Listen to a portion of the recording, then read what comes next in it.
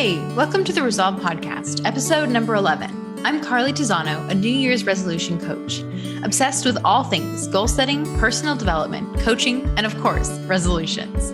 One of my biggest goals is to help you reach yours. I'm here to provide the tools, support, and inspiration you need to reach your goals this year and every year, and to feel supported every day along the way. In order to ensure that you feel supported every day along the way of your journey, today we are going to be talking about the difference between what you wish and what you want. Now, this may seem a little bit like splitting hairs, but I think that this differentiation is really important, especially going off of what we talked about a few weeks ago, determining your dreams and identifying what you want. I think that it is really important to examine the basis on which we want those things and to get rid of, or at least put aside, the things that are just wishes as opposed to the things that we actually want on a deeper and more fundamental level. So you may be wondering, what is even the difference? But don't worry, we'll be getting into that. So today our resolve too is to differentiate between what you wish and what you want. This is kind of like the part two of what we talked about a few weeks ago. And during that discussion, I read through a long list of some of the things that I've heard people share as goals or resolutions or just things generally that people want in their life. And many of them sound really good. They sound like awesome things that a lot of us would like to achieve. And a lot of times we live our lives and we look around and we see other people and the things that they're doing and achieving, and those things look really good too. But it's important to be able to create some distance between ourselves and what we want in the things that we see externally outside of us that other people are doing and then we think are interesting that we may want. But we have to do some of this work that we're going to talk about today to ensure whether it is something we truly want to set as a goal or resolution before saying that and then destroying our self-trust. Before we get into everything else, we should probably look at what I'm using to define want versus wish, at least within the context of this discussion. So I did do some Googling to determine what the conventional definitions are. I'll be sharing a few of them, but this whole discussion is going to have a little bit of a unique twist based on my perception, what I've seen in the lives of my clients, because from what I see lived out in my own life and those around me, I do see that there is a difference in the way that we act from things that we want versus things that we merely wish for. So want, one of the definitions that I found was a need to do something. It's kind of that compelling feeling. It's something you need. It's a must. It's a strong desire for something. As opposed to wish, one of the definitions I found for that was to want something that cannot or probably will not happen. It also says that it's a desire or a hope for something to happen, which at least to me does not belie a lot of action. It doesn't belie a lot of effort. It's not something that you are putting a lot into, which is kind of what I am perceiving, at least for this discussion, as the difference between what you want and what you wish. Something that you want is something that you are willing to work for. Something that you wish is just something that would be nice to have happen. Now, unfortunately, a lot of our goals and resolutions, or fortunately, as the case may be, do require a lot of time and effort and energy. So we may set them from that wish energy of, it would be really nice if I accomplished all of these things and if they all happened. But a lot of times in order to get there, we have to take all of that action from want energy. So really, we should be setting our goals and then taking the action from want energy rather than trying to somehow find want energy for something that we are merely wishing for. One of the things that brought this to mind for me was seeing people say, oh, I wish XYZ thing. I wish I could just write this book, or I wish I could run a marathon, or I wish I had more friends.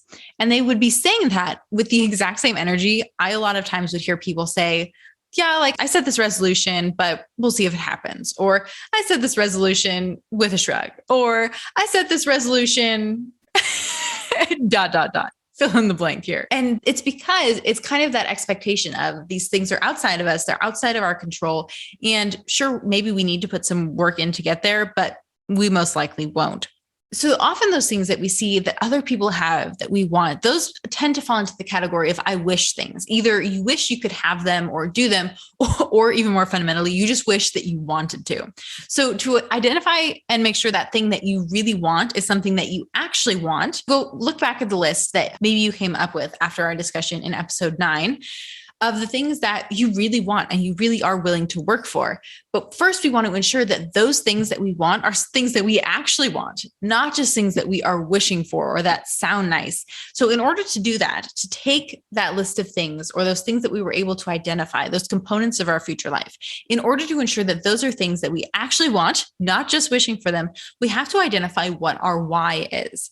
So your why is your personal reason of why you want to reach this goal. It's going to be completely unique to you, and it really only has to be personally compelling to you.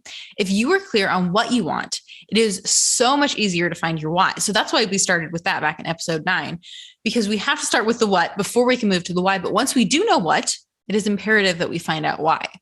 In episode 9, I talked about how determining what you want is kind of like putting the destination into your GPS. It's like saying, I want to go to Los Angeles. And so then you have specific directions on how to get to Los Angeles. And related to that, if you know what you want, it's so much easier to find your why. It's so much easier to find a reason to go to Los Angeles, like you get to go to Disneyland, than to just say, I want to go to California. Like you could do that. I did that actually a few weeks ago. I went to California, not to go to Disneyland, but I got to go to In-N-Out. That was a good reason to go to California. I didn't just go for that reason, but that could be a reason why you could go to California over Los Angeles. So that's something that we talked about there. The clearer your what is, the clearer your why is able to be.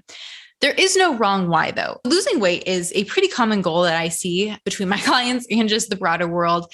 It's something that people want to do, but there are a variety of different whys. Some people want to lose weight so that they can look good in a bikini. And is that a good why? If it's meaningful to you, then yes, it is a great why. Other people want to lose weight so that they can be healthy in 50 years or so that they can be active with their grandchildren. So is that a good why? If it's compelling to you, then yes, it is a very powerful why. What resonates for you, whether you want to lose weight or not, is probably going to be different from what resonates with someone else. And that's totally okay. There is no why that is better or more worthy than any other why. The best why is the one that is going to drive you to taking action on those things that you want. So once you've decided what you want, whether you set it in the form of a goal or resolution or something else entirely, the easiest way to find your why is to ask, quite obviously, why do I want this? If you want to go deeper, you can ask kind of what I call nesting questions.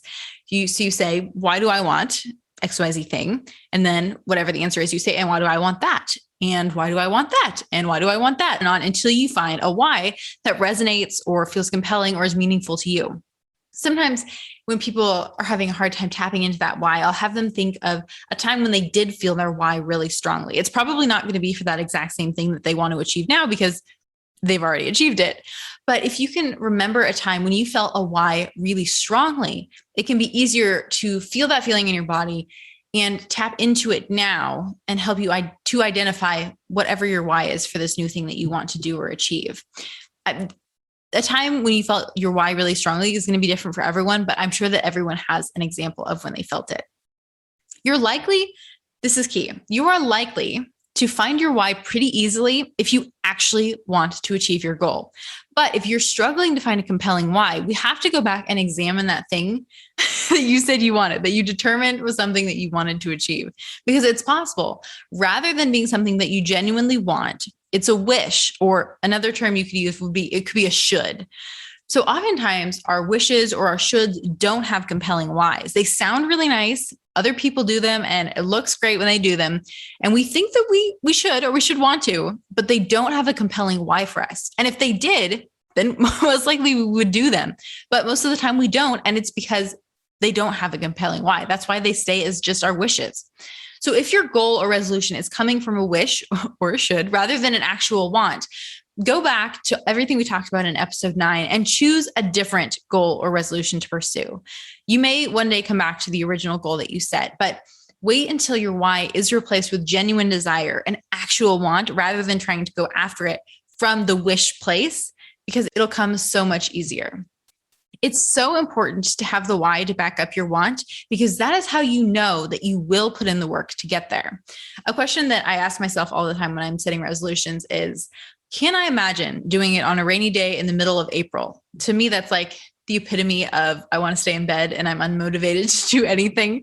But it's a question that I ask myself to gauge my commitment. Is this thing that I want to do something that I know I will be committed to, that I will be willing to do, even on the day in the middle of April when I don't even want to get out of bed?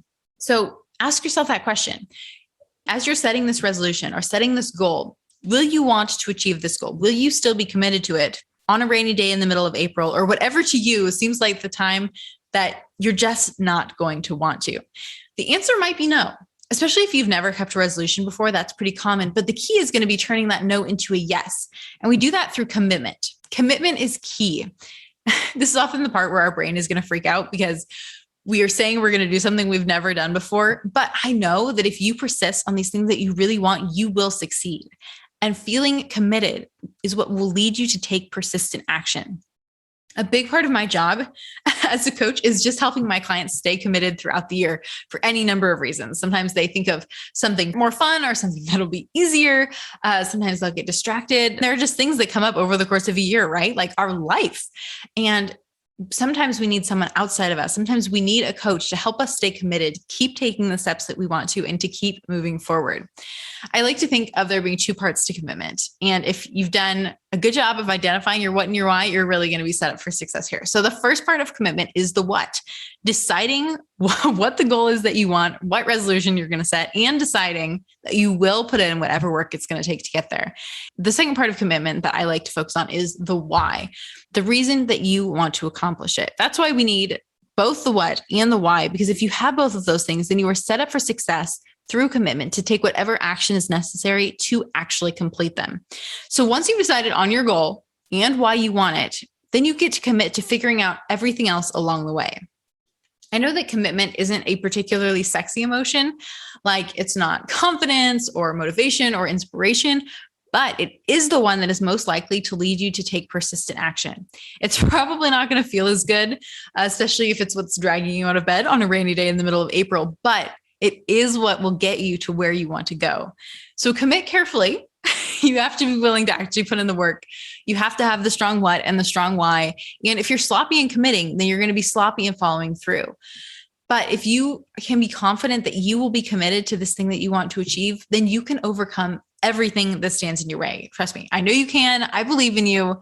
And if you feel someday along the way, like your commitment is waning, it's a rainy day in the middle of April, or you just don't feel like you're lost, you don't know what to do, just return to those two things. Remember what you want and remember why you want it. The more specific you can be with both of those things, remember, like going to Los Angeles over California because you want to go to Disneyland, the more easily you'll be able to return and tap into that feeling of commitment. Because going to California just so you can get to the Pacific time zone, not a particularly compelling reason. I want you to note, though, that the things that we've been talking about, finding the what and the why and being committed, none of these things have anything to do with the how.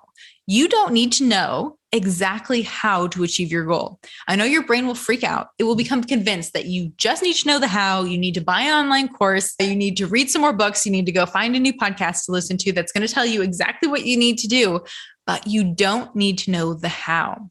What you need to know is what you're working towards, why you're working towards it, and believe that you will get there.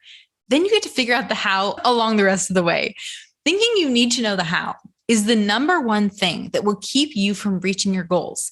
Because when something comes up or something takes longer than you think, or you can't figure out what your next step is, you'll overthink or distract yourself, complicate things, give up, and not reach your goal.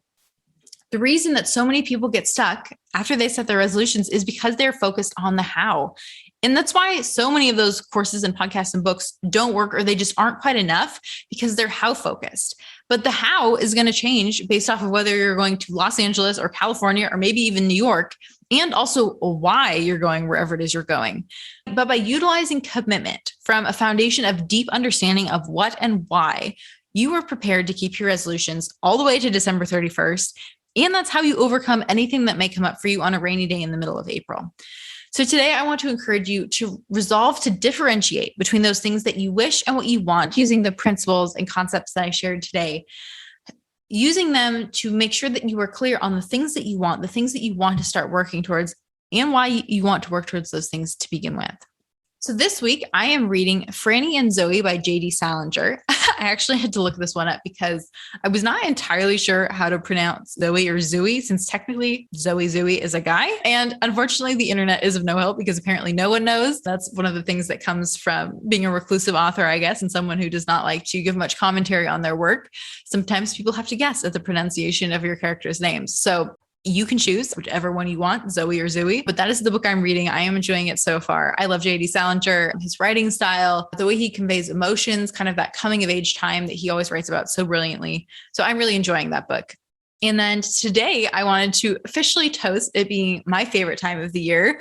I always say that summer is my favorite season, unless Christmas counts as a season. And then that's definitely my favorite season. And only part of that is because my birthday is at the end of the year. And only part of that is because I'm a New Year's resolution coach. So of course it's my favorite time of the year. I am just really ready for 2022 to start. And I'm excited to start it with all of those who are ready to commit to themselves through coaching. If you know that you are ready for a change in 2022, if you know what you want and why you want it, or you need help figuring that out, I am offering free resolution setting sessions through the end of the year to help people get really clear on those things so that they can pop the champagne on December 31st and know that next year, their resolutions are going to get done and they can wake up on January 1st completely ready to start.